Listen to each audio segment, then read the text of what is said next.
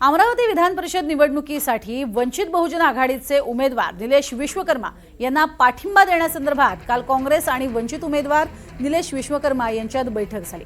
काँग्रेसचे नेते माजी मंत्री सुनील देशमुख यांनी ही माहिती दिली आहे।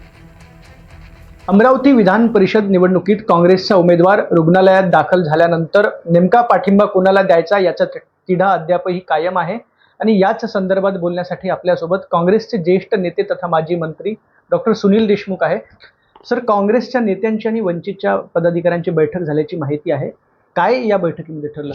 ही खरी गोष्ट आहे की काँग्रेसचा जो अधिकृत उमेदवार होता त्याची एंजिओग्राफी झाल्यामुळे आणि ते सध्याच्या परिस्थितीमध्ये हॉस्पिटलमध्ये भरती असल्यामुळे त्याची शारीरिक क्षमता आहे का निवडणूक लढण्याची या बाबतीत थोडी द्विधा मनस्थितीमध्ये काँग्रेस आलेली आहे।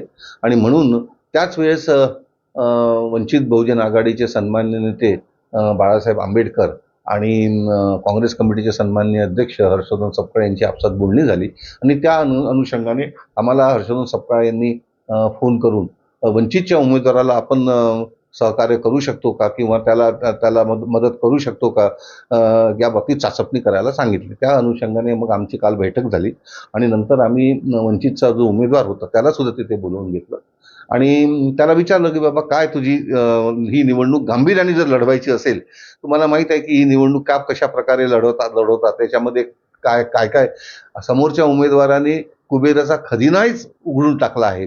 अशा परिस्थितीमध्ये जर तुम्हाला निवडणूक लढायची असेल तर तुम्ही सर्व दृष्टीने सक्षम आहात का, सर्व दृष्टीने तुमची तयारी आहे का, या बाबतीत आम्ही त्याची विचारणा केली। त्यांनी पण सुद्धा की मी बाळासाहेबांशी बोलून तुम्हाला आज उद्यापर्यंत मी या बाबतीत आपली सहकार्य किंवा होकार कळवतो असं सांगितलं आहे। एकूणच जर पाहिलं तर पुन्हा एकदा दगाफटका होऊ नये यासाठी काँग्रेस आणि वंचित दोघांकडून सावध पावलं टाकली जात आहेत। बाळासाहेब आंबेडकर आणि काँग्रेसचे प्रदेशाध्यक्ष हर्षवर्धन सपकाळ यांच्या स्तरावर आज याबाबतचा निर्णय होऊ शकतो अशी माहिती सुनील देशमुख यांनी दिली आहे। शुभम बायस्कर, NDTV मराठी, अमरावती।